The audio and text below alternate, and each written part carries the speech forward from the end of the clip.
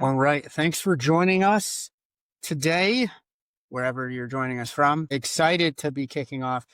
Just somebody I enjoy just talking all sorts of, things GRC and cyber with. Alyson, Laderman, give us a little intro. Tell the folks who you are, and then we'll kick it. Sure. Thanks, Omar. I am excited to be here doing this with you. As you said, we have lots of wonderful conversations and we go in depth and we sit for 15 minutes and an hour and a half later, we are often still going in useful and valuable ways. So my name is Alyson Laderman. I am the CEO of Accolade, and we are a company that does cybersecurity certifications that bridge the gap between learning and doing. I am a 20 plus year litigation attorney here in Central Florida and love all things that are related in that area. So happy to be here. Honored to have you on. It's just carrying forward the overlap between cybersecurity and the legal profession. It never ceases to amaze me. There's tons of useful, friendly knowledge, right? That could inform and enrich either side. I love that I'm seeing more of it when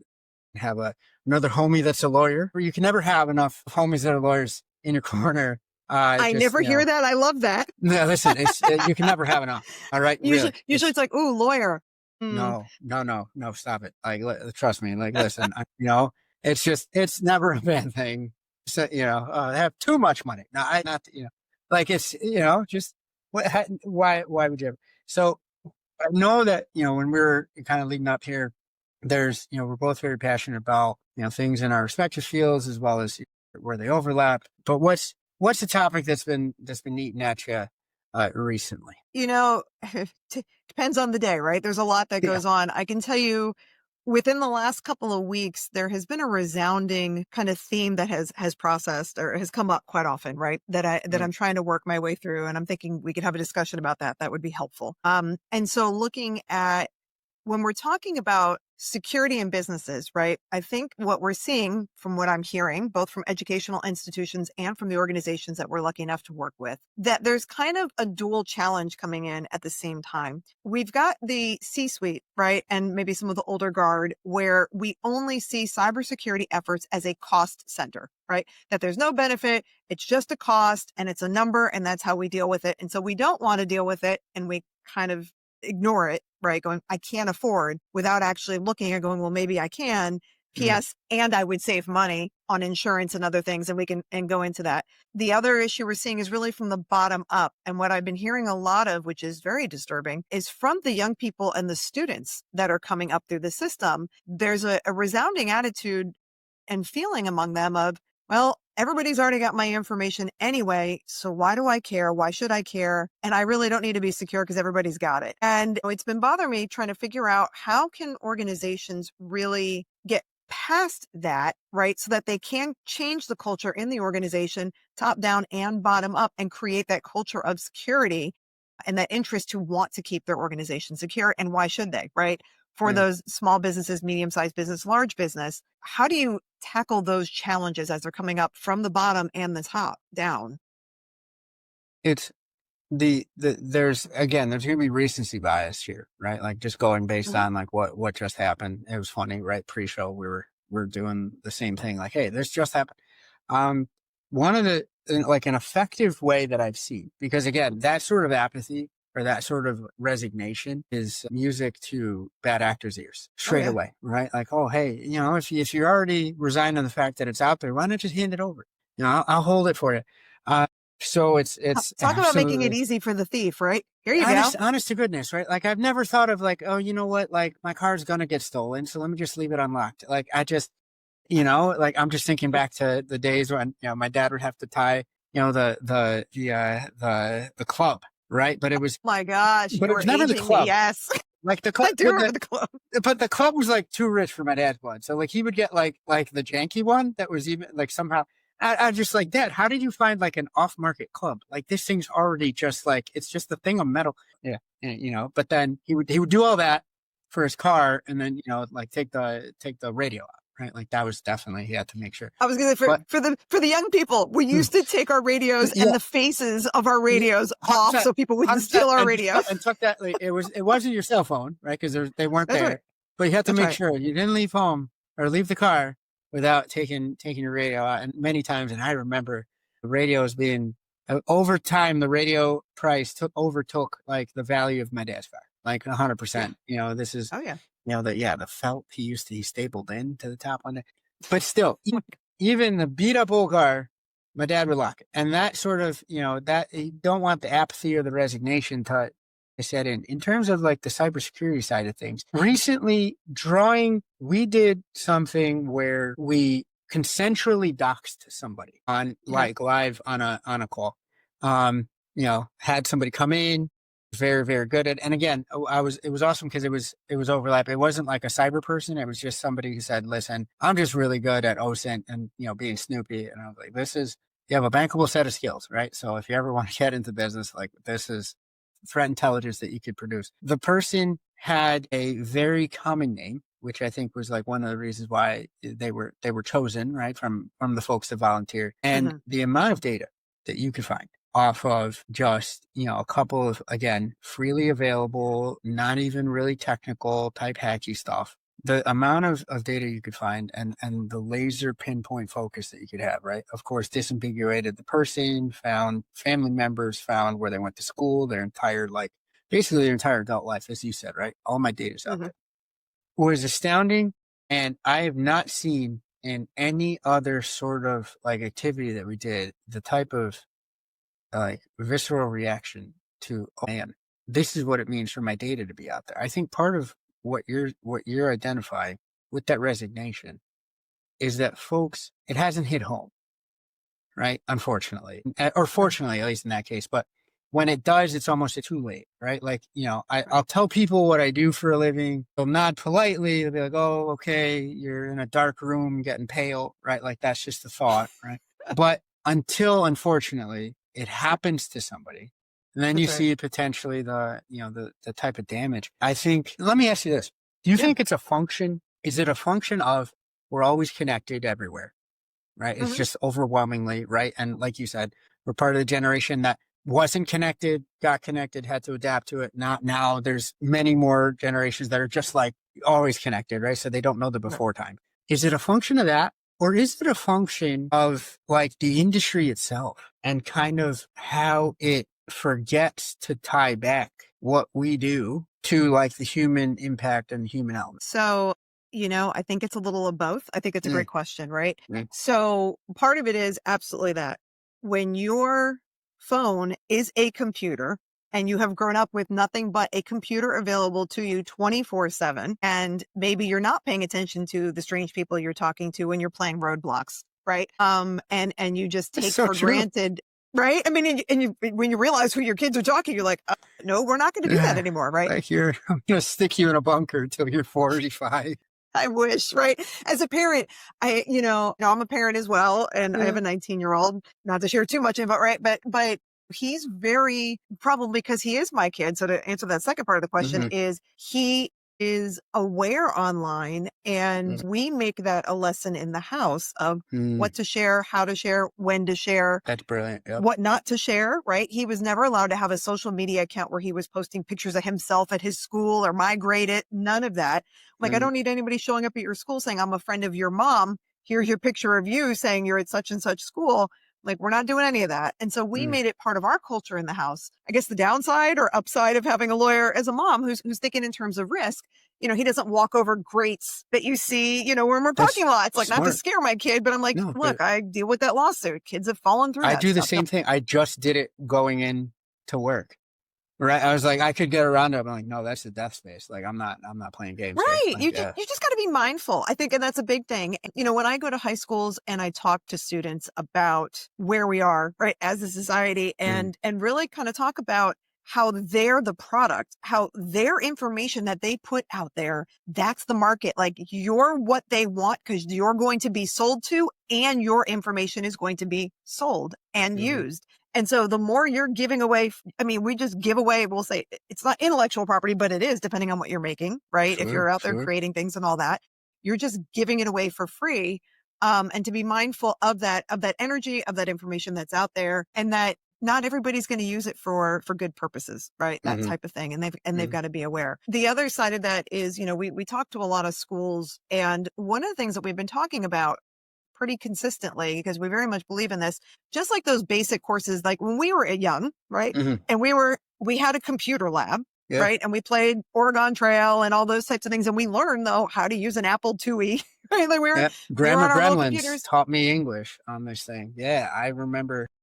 Mavis Beacon teaches typing. I had typing I courses remember. on, Yep. but yeah, all that. Yeah, and that's an anachronism now, right? Typing courses is now. Oh like, yeah. Yeah. Right. So, Yeah. but just like you had that where it's reading, Yeah. writing, arithmetic, why aren't we doing technology safety or cybersecurity of like basic entry things you should be aware of? I mean, like you said, the amount of information that is out there is just unbelievable until you actually like A, have to deal with it, or B, you're actually faced with it in some way, right? When people sit there, I remember doing a presentation a couple of years ago to a bunch of lawyers and we were talking about public Wi-Fi and we're like, how many of y'all are on the public Wi-Fi right now? And the room raises their hand. And of course, I had Jason Dion with me, who was global lead for the Navy and cybersecurity. And he's like, let me tell you what I can do with your information right now as you're sitting here. And you should have seen how white everybody in the room got. It was very ghost-like, and they realized. Yeah. So until you actually realize how I've been on the other side of cases as a mediator, where people have had to come in, and this was even 10 years ago, and said, this wasn't my charge, like on a credit card case. Someone took my information, and people think, oh, that's going to take care of it. Oh, you are filing a report. They're going to chase things. It is a mess to clean up. Unless you've ever had to go through it, it is not an easy process. It is not a quick process. And that's just as simple. Somebody stole your number and opened your credit card, right? Or used your credit card without approval.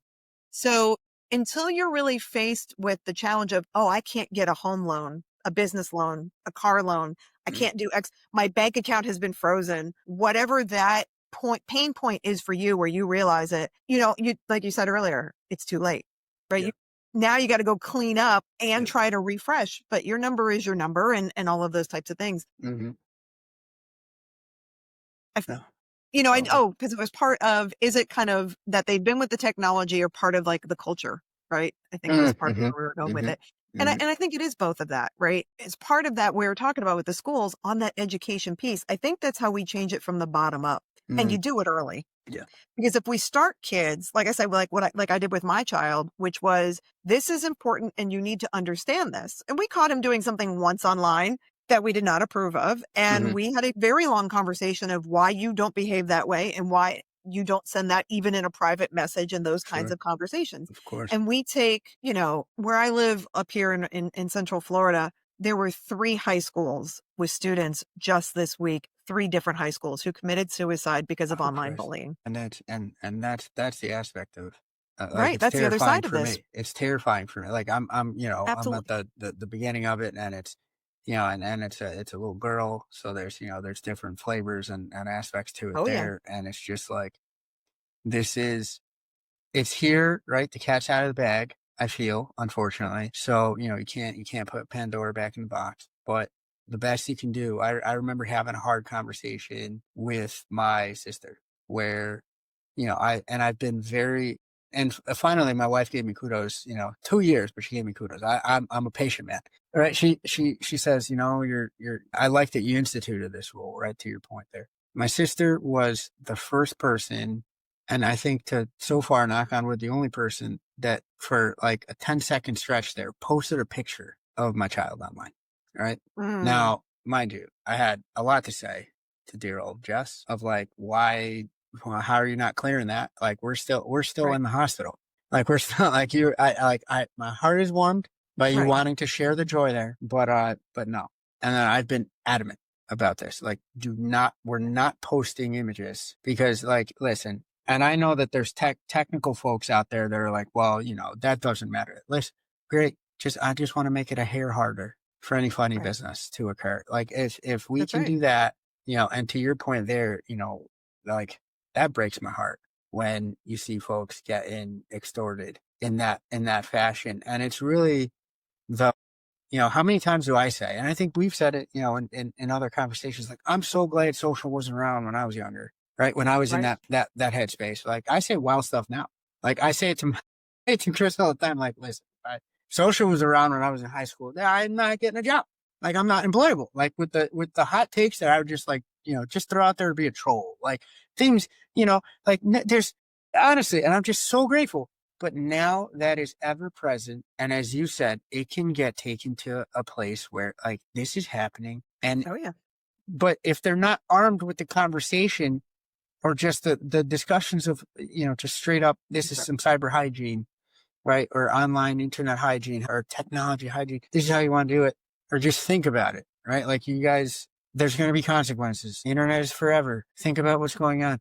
Like, but that's not being, talked about in schools. No, and it should be. It needs to be a basic lesson, right? This is the new reality of what they're growing up with. And if we start having those, it's part of the tough conversations, right? What are the tough conversations we should be having with our young people, right? Mm-hmm. Conversations generally about, body positivity and respect for other people's bodies, right? That goes back to the fact that you have a daughter, right? Yeah. And that type of thing. And it was conversations we had with my son. You are never to treat a woman like X, Y, and Z. Exactly. Right. And you are to be a respectful young man in these areas. And little girls' bodies changes to where they become young ladies. And you are never to make them feel bad about their body going through changes. Because don't worry, you're going to have changes too. And you don't want people to make fun of you, right? Oh, man. Yep. Sure, we definitely had that conversation. Actually, that was my husband had that conversation with our son. I remember walking in on it. He was getting ready to go into middle school. Yeah. Total little detour. But my son was getting ready to go into middle school at the time. And I overheard, it wasn't even something we had planned on discussing necessarily. And I heard my husband say, look, young ladies are going to be, when they get into middle school, their bodies start changing and there's hormones and things happen to their bodies. And they start with their monthly cycle and that will make them feel horrible. Yeah. They're going to be nauseous. They're going to be in pain. They're going to be literally bleeding. Do not make another human feel bad because their body's doing a natural thing that it does. And don't ever say, oh, she must be on her period because she's having a bad day, right? Like that type of thing. And so he's like, and if you see that an accident happens, because in middle school, typically, right, if it's happening, they don't always know when that first time or second. They're not prepared, right? And then it's you don't want to point that out and yell and because then that's correct. That's a moment that like, you don't. God, I couldn't. That's one of those that sits with you, right? As a young lady, forever. Like, oh my gosh, I bled through my clothes, right? That kind of scenario. Yeah. And so he was like, look, you take your jacket if you have one or an extra shirt, you let them cover up, or you stand behind them and help escort them to the restroom, just kind of quietly let them know, get them to a safe space so they can take care of what they need to do, but don't make them feel bad about it. And you be a gentleman about it. And I remember walking by that being so proud because I didn't even think about it. Right. And you would think I would have thought about that. And so, I think technology security and that basic cyber hygiene is a similar type of conversation, right? It's not an easy one to talk about. Look, there are people that are preying on you online. That is the reality. Okay. We see it all the time. I just saw posts about this week. A young lady put her homecoming photo up and was in this cute little dress and taking pictures with her dog. And the comment section would make you nauseous, where these 50 and 60-year-old men are like, it would look better on my floor. I'd like to see you out. This is a 17-year-old girl posting her homecoming dress photo with her dog. I mean, it was just disgusting. We're not on OnlyFans where y'all are paying for this. This was social media, her regular Instagram page. I mean, it was just truly disgusting, right? Yeah. And so that is a tough conversation to have with your kids, though, of look, you think you're just sharing with your friends, but there are people that are actively looking for this kind of information and looking for these types of photos and looking to figure out where you are so they can, everything's got meta tags unless you pull it out and you're telling them I'm on vacation. I'm not in my house. I go to this school. We're hanging out here. You're actually making yourself a target, right? Yep. And it's not to like put as I say, the fear of God in your kids, but it is to have that conversation of, look, you just have to be mindful and you've got to be aware and change your passwords and use a password protector and don't put it on a sticky note, like basic things you can do, because that's the type of things. And I think you've seen it probably in your job, right?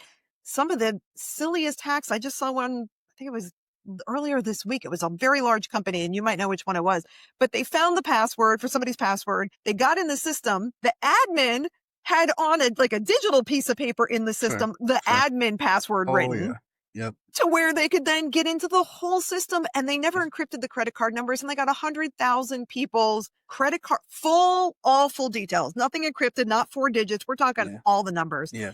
And that's that basic, hey, had you not put your sticky note on your normal PASSWORD123 password on your desk. You know, And then your tech team put it on a digital. It just blew my mind. And yet it's that basic stuff, right? It's not that that's all the attacks are. Like you said earlier, why are we not locking the door? that's it. That's really The basic, all you have to do, right, is the basic minimum. But I think we have to teach the basic minimum and make it where that is something the kids understand and reinforce it throughout the education. Otherwise, it's not important because, well, why would it be important? Nobody's talked about it. It's and what I struggle with here, though, right? Like, and I agree, full on. That nihilism hits me a little bit.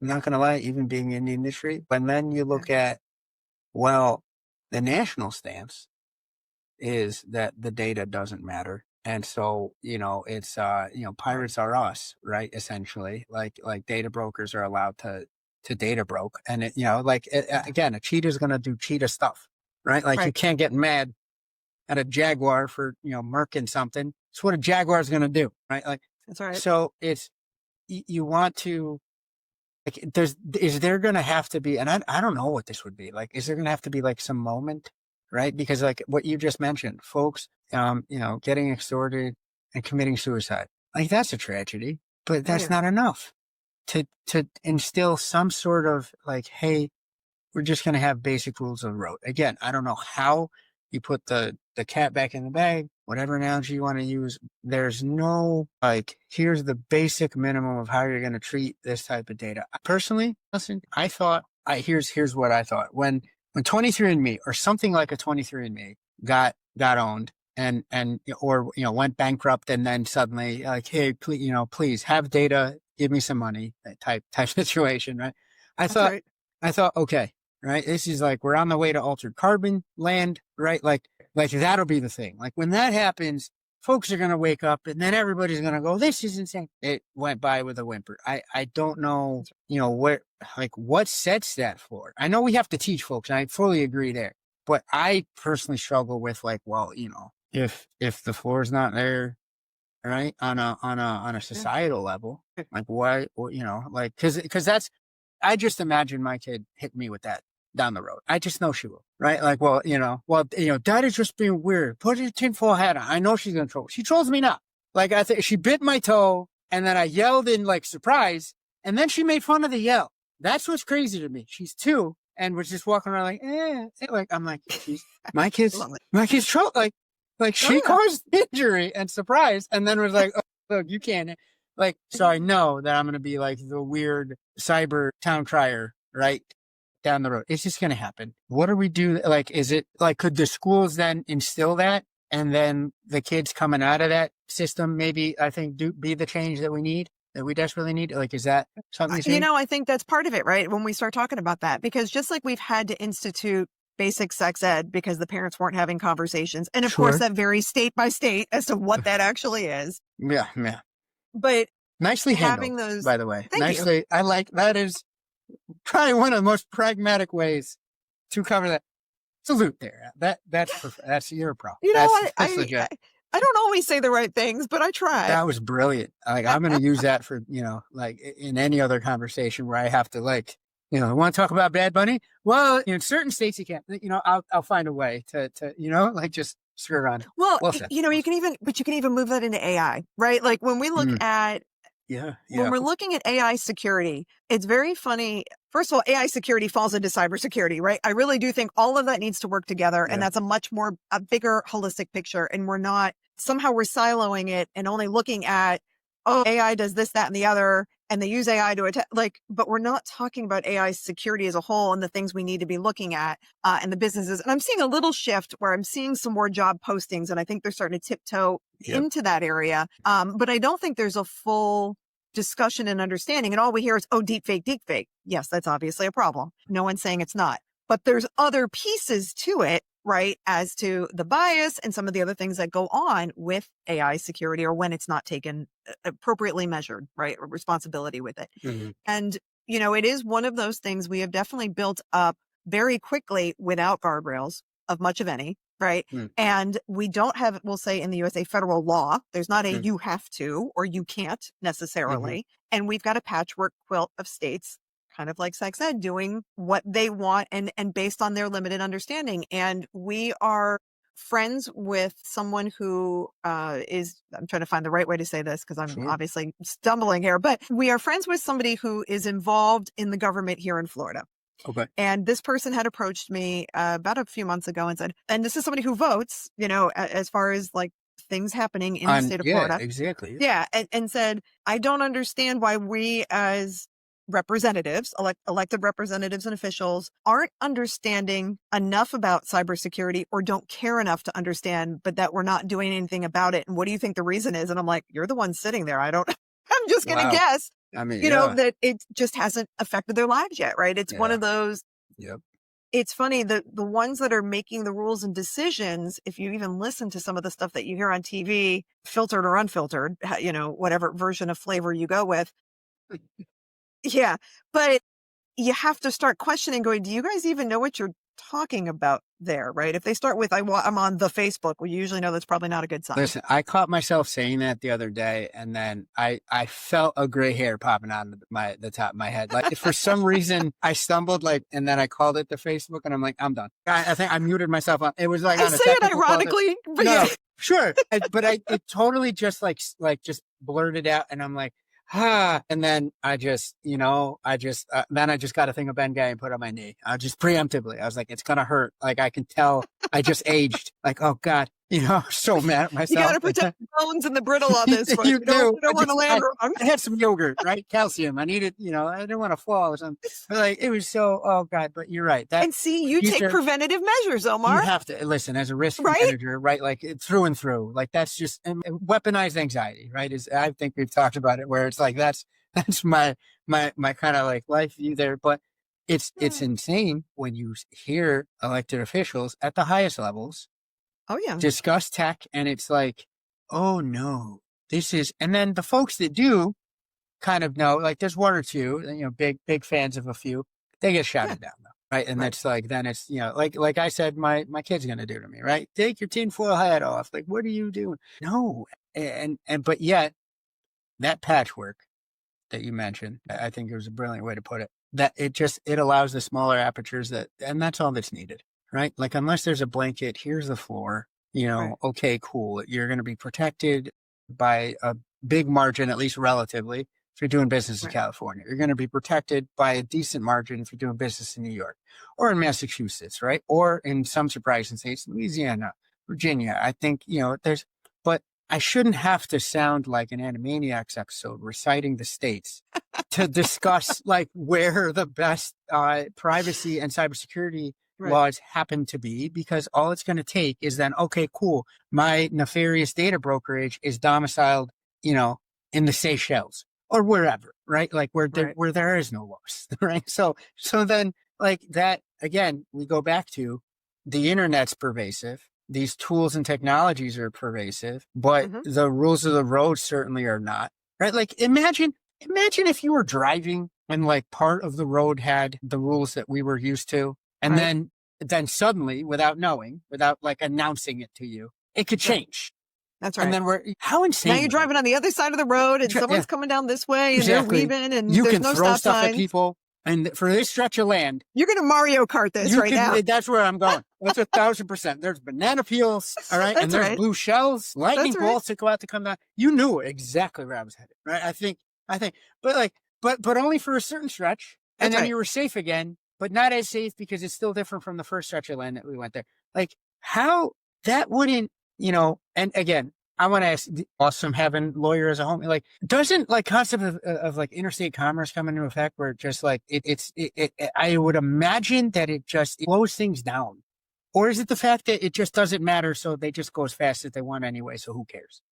Like where? Well, you know, this is interesting. I was actually talking about this with an advisory board I sit on this morning. Actually, when we were talking, this is at a higher educational institution, and we were having a conversation about GRC and about the rules and regulations and how there really needs to be some education that just because your state that you're physically sitting in doesn't do a certain thing, but others do, doesn't mean you can get away with not knowing or understanding or applying it. And the reason is there's several different reasons, right? One, you could have interstate commerce, right? You may be located in state A, but your internet page and your sales and your services are clearly going into B, C, D, E, and F, and maybe even overseas to an international A, B, C, D, E, right?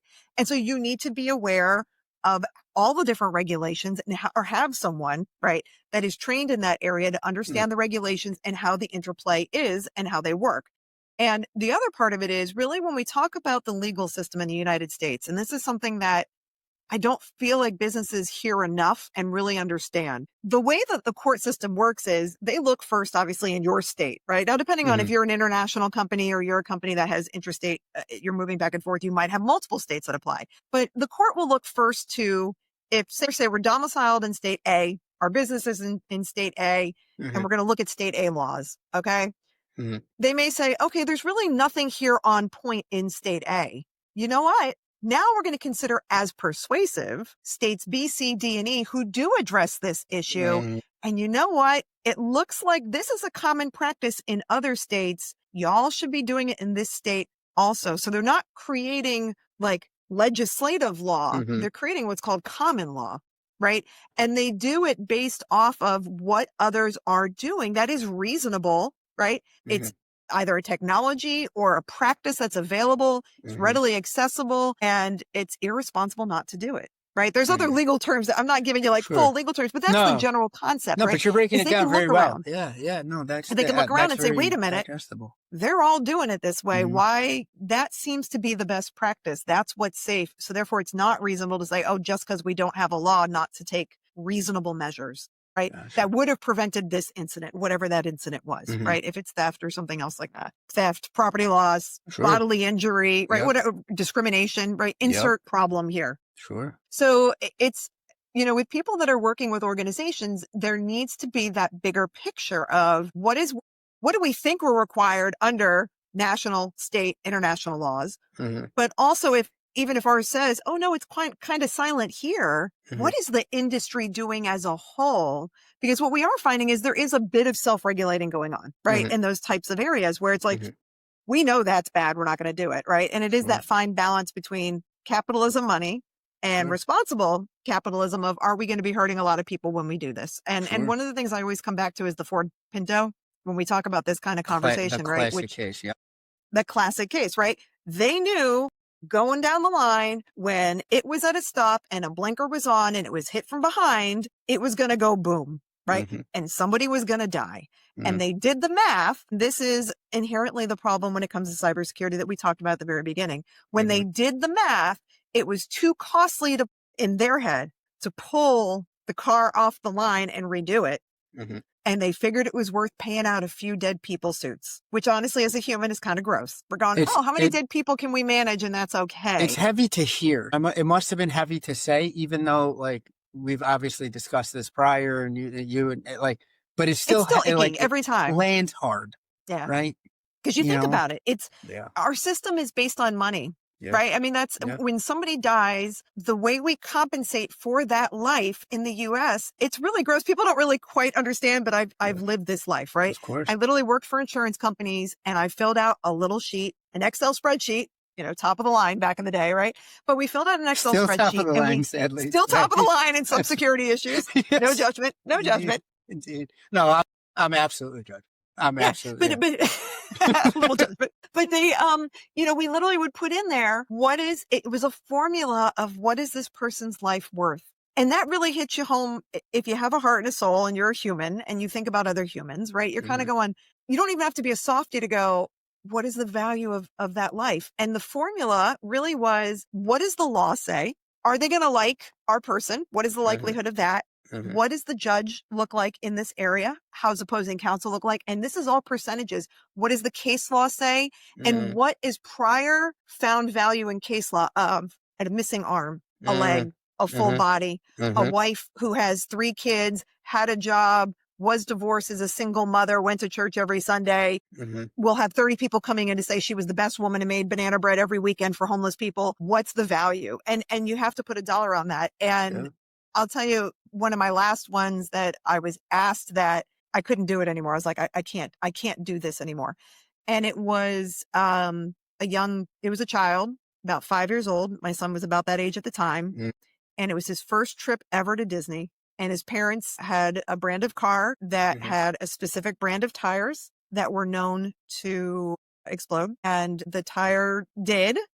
And it caused a very serious accident. And that child never made it to Disney and never. I mean, that was it. He died in the accident. And the attorney said, well, what's the value? If I have a policy worth $5 million, I'm like, you couldn't pay me enough to bring my kid. You can't bring my kid back in that scenario. No. Yeah. And that's how anyone else seeing and hearing that 5-year-old Disney, going to Disney for the first time with their parents, and they, instead of a souvenir, they're planning a funeral. Like when they get home, it's gross. Like, it's just so heartbreaking, honestly. And I was like, I can't do this anymore from that side, right? Like I that was it for me. And you can say whatever you want, I'm too soft or whatever, but it's like, that's that human piece.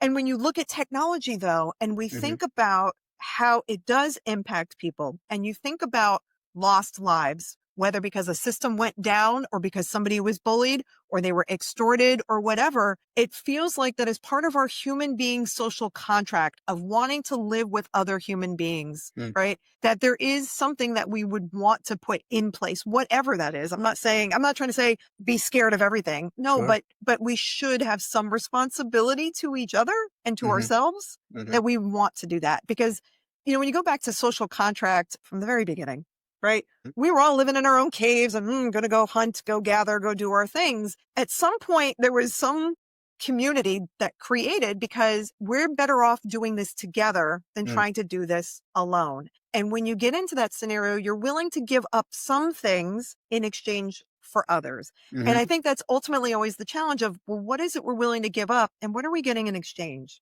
But those are hard conversations. And the problem we're having is we're not having conversations like this. We're having yelling and shouting matches of, I'm the biggest, I'm the best, whatever side that is.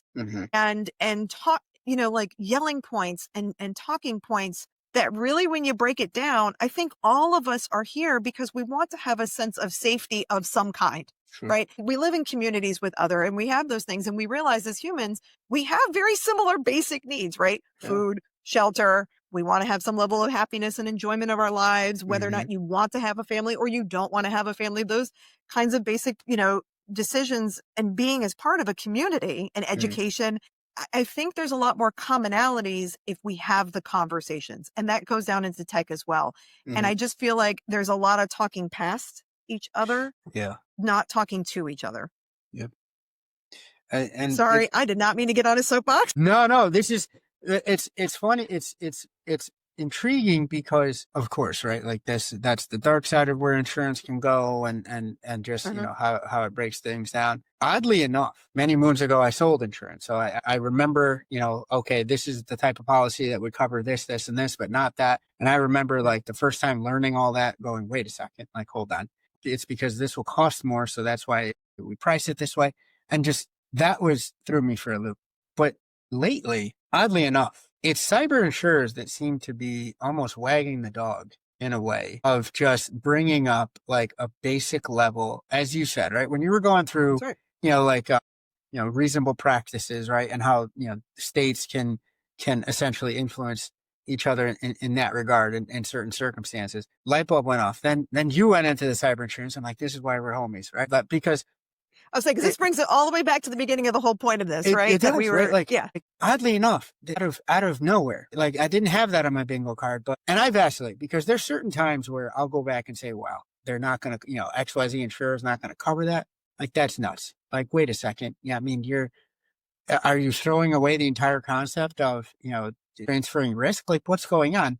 And then in other cases, I go, well, listen, the covered entity didn't even have MFA. Good Lord. Right. I'm glad somebody is hitting them with a doom hammer, which in many cases only gets listened to when it has a dollar sign in front of it. That's right. Like when you think, then I, again, I struggle with this, right? Like I grapple with these concepts a lot because then you have situations where, like what happened with Jaguar Land Rover, right? Where the state will come in and say, well, hold on.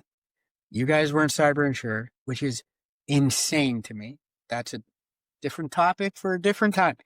But then it's almost the introduction of moral hazard when the state comes in and says, listen, you guys are too important. We're going to backstop you. And in a way, like, I'm glad they did, because it's not so much the Land Rover that I'm worried about. It's all the mom and pop shops that, like, Land Rover was their sole breadwinning entity there. Like, we only sold to them, and, you know, if they go down and we're on the brink of extinction here, goodness, like, so this still is a jumble of unsure positions, essentially, which I think then, as you said, introduces the need to have those conversations with the most vulnerable among our society as early as possible, and say, listen, right? Like, it's almost like, I think of it like, we think nothing to tell our kids, you know, or to tell the youth, see, not right? Tell the youth, right? Like, look both sides when you're about to cross a road, right? That's right. I don't, like, presuppose, right, that, and maybe this will be a different conversation in 50 years when there's self-driving cars and everything's all sorted out.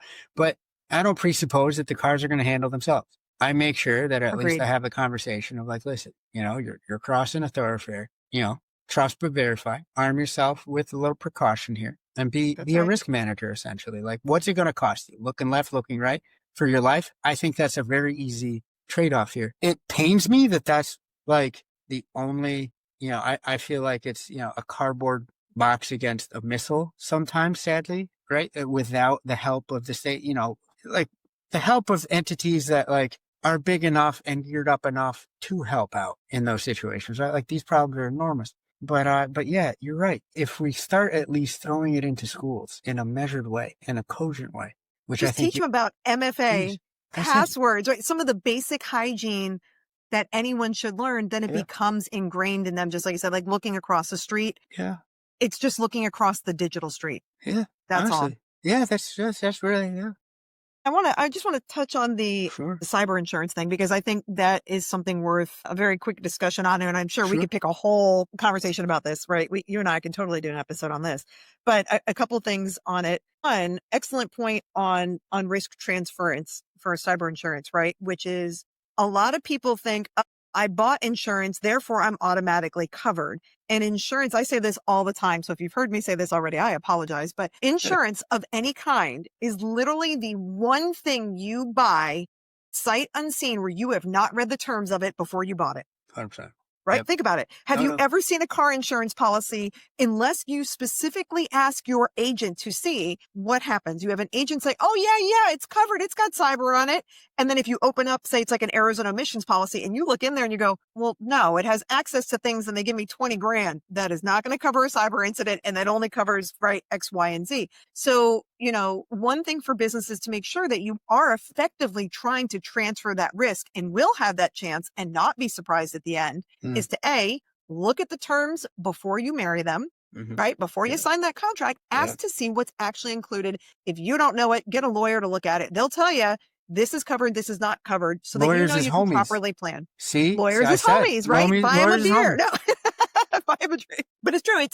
It's that preventative thing, right? Like, I did a lot of preventative litigation with businesses, and this is one of those things, right? If you're looking to transfer risk effectively, make sure you've actually done it. The other part of that is you need to know what your responsibilities are as a business so that they don't invalidate the policy, right? Just like you said, people go, oh yeah, I'm covered. And then they go, wait, you didn't turn on your MFA. You didn't do, There's basic things in every contract, depending on if it's general liability, errors and omissions, directors and officers, name the policy.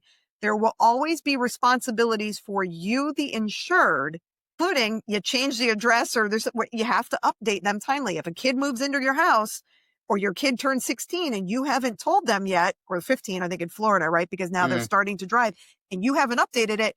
You may have invalidated your own auto insurance policy, right? So you need to know, one, what they're willing to provide you, but also two, what you're required to do. What is the bargain on your end so that they can then make sure that they pay out on a valid claim? Because if you don't do what you're supposed to do, you're not going to get paid out, right? Like that's going to be, and so you've not effectively transferred that risk. So the other part of that I wanted to just briefly mention though was, and this brings it all the way back to the beginning, right? When we're talking about having a cyber plan and talking about cybersecurity as a business, and they see it as a cost center only. If you do, and like you said, the industry of insurance seems to be paving the way, right? There are 30-page applications. Sure. Are you doing these things? It's a pretty decent intro checklist of, woo, we might need to really take a look at what we're doing and what we're not doing. It starts hard conversations, like you said. I think that's where that's exactly where I've seen it. As a GRC component in an enterprise, there's some heft. It's the heft that you think you're going to get when you say, what about your SOC 2 or what about ISO? And in certain circumstances, if that's pulling revenue, then yes, that can be a carrot and a stick, right? A carrot on a stick, right? Like just they're both there and you're ready to, feed or hit. Like, but if it pulls revenue, however, the cyber insurance piece also, it sets a layer, like this is what's going to be expected, or else you're going to be outside. You're going to be left in the cold. You're going to be unpleasantly surprised, or in certain circumstances, Alyson, right? You won't be covered. Like they'll look at like, okay, what type of business are you doing? And you're bulking at what are essentially like, you bathe at least twice a week type questions, right? Basic hygiene, like please. Then you start having, because I've seen those. I've been privy to those conversations where folks go, why are they asking this, right? And then you have like the cyber folks in one corner going, this is such basic stuff. You're trying to have a poker face, and then you're trying to, treat the customer, your internal customer very nicely. But inside you're going, why, how are wait a second, right? But like, meanwhile, you're asking because it's not taught in business school, right? It's not taught in undergrad. Business school, not taught. And honestly, what's crazy is like, even in technology centric stuff, because that's how I came up, right? Like it's very particular where, and this is to the detriment, which is why, listen, I love Accolade and I love what you guys are doing, where like, unless it's in a particular realm, you have like a builder's curriculum and the doer's curriculum, and then you have the weird security offshoot curriculum. I think obviously like technology, like you need to marry those, as you said. Right. Stop the silos. You just need a little sign of stop the silos. Really? Honestly. Yeah. Honestly. And I'll tell you, here's the other part though, of the cyber insurance. If you do the things and you can prove we have done these things, your premium is going to go down. So you've now saved money for your organization, and you can now show that as a benefit because you've now saved money and put yourself in a better position. God forbid, right? Knock on wood. You have to use it. You'll be less likely to be invalidated because you did what you were supposed to do, right? You took the precautions necessary. I mean, that's the whole thing. What is insurance, right? You're hedging the bets as to whether or not a bad thing's going to happen. You're trying to pay for some sense of, if a bad thing's happen, this will take care of it, but you've got to have that responsibility piece of it too. Absolutely. And on the stop the silo piece, real briefly, I got to go down to South Florida, like a couple weekends ago, for a cyber resilience summit. It was the first ever done by, my gosh, she's going to kill me, Dr. Natalie Johnson, and her team did a fabulous job with Dr. Frederick Hicks. And it was the Broward County Cybersecurity Resilience Summit, and it was at Nova Southeastern University's. It was very cool. It was at their Innovation Center, which is gorgeous. There's Broward robots County's that follow big. You around. It's crazy. And Broward County is huge. Like it's big huge. And I grew up there, right? So there's TMI. Y'all can look it up. Have fun. I'm usually careful about that, but here we are. But and I went to Nova. So there you go.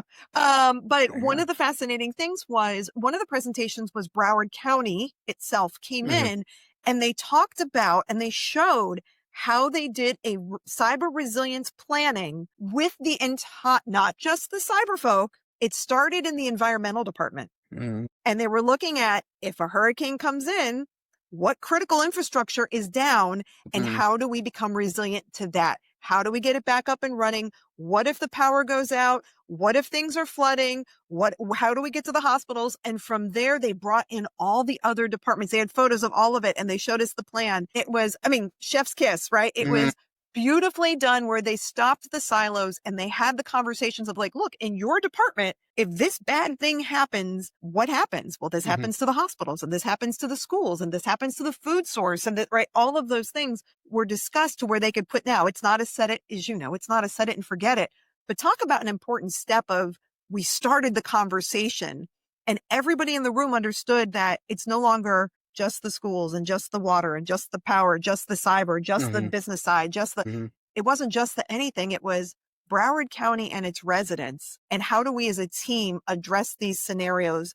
Because we know certain things are going to happen. We're going to have tornadoes. We're going to sorry, it gets late on a Friday. We're going to have hurricanes, right? We're going to have adverse weather that is going to affect us at a minimum. Never mind a hack or anything else. But the result is the same. You are offline. Mm-hmm.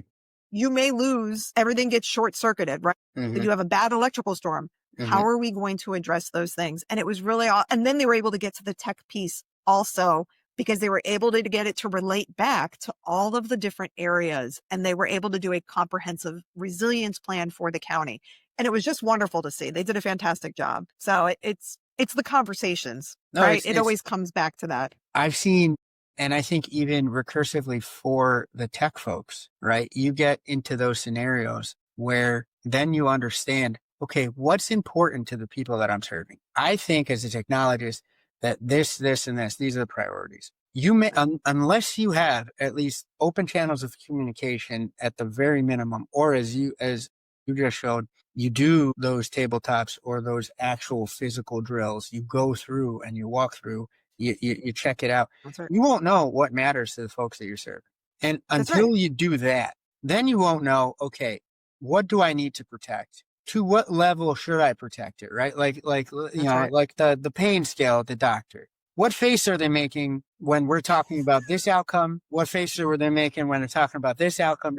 Because, and it might surprise you. Again, the silos. I may think that, of course, I need to turn this, and this back on because that's what, I need. It's just the bias of that's what I need to do my stuff during the day. Maybe you have some sort of understanding of the entities that you're supporting, but you'll never see until you're there, arm in arm with the folks that you're supporting, what truly matters to them. And then when it comes time for budget discussions, when it comes time for how we're building something out, you can tie it back and go, hey, remember when we did this? That's right. This is what I'm thinking about.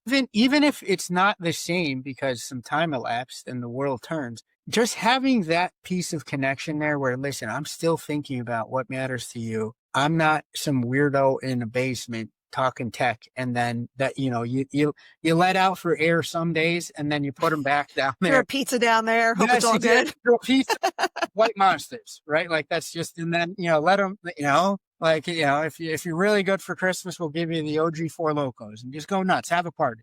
Right. But you, unless you have those connections, then you're doing it like not just in a silo. That's one bad thing, but then you're doing it in like some thought bubble.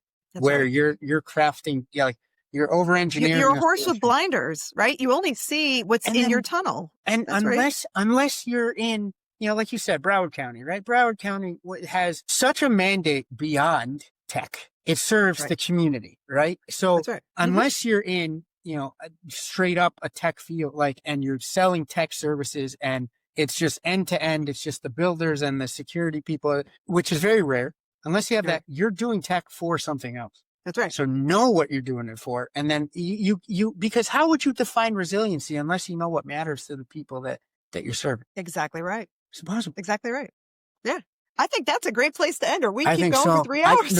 I think honestly, right? I think that's the takeaway though, right? That's the whole thing is how do you build resiliency unless you really know what matters? Yeah.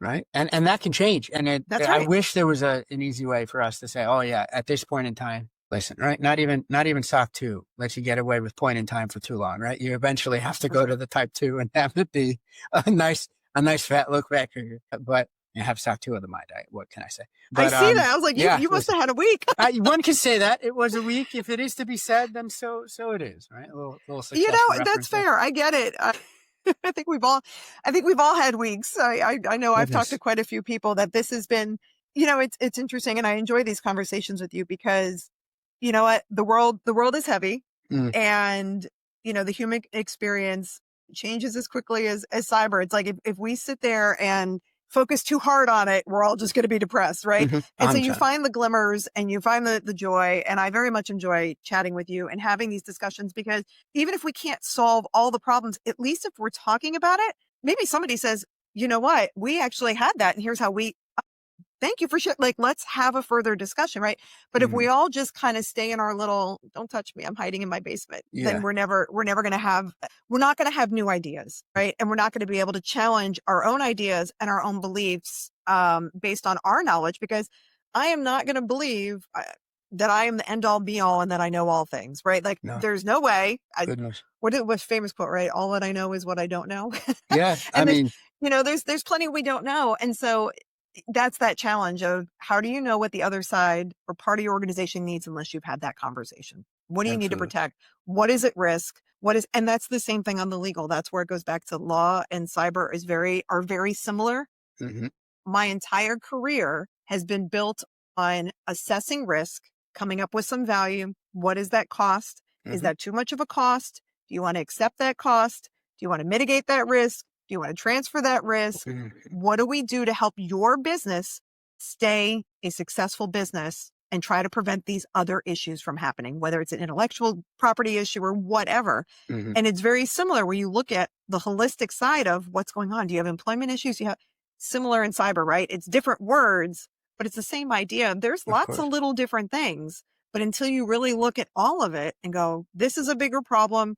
This one, not so much. Mhm. This one's very loud, but really the damage is very little. And then you assess from there as to where do you want to spend your time? Where do you want to spend your money? But just seeing it solely as a cost without looking at the benefit, I think is where that detriment comes in for a lot of companies. Well said. Well said. I think hopefully the first of many. We'll see. Right. Yeah. We'll get this out and of course, right. In comment section, reach out, let us know. I wrote down a couple topics that I'd love for us to dive in, but if anyone has any suggestions, let us know and we'll be happy to accommodate. Love it. I All right. appreciate it. Thanks, Omar. Thanks for hopping on. Take care.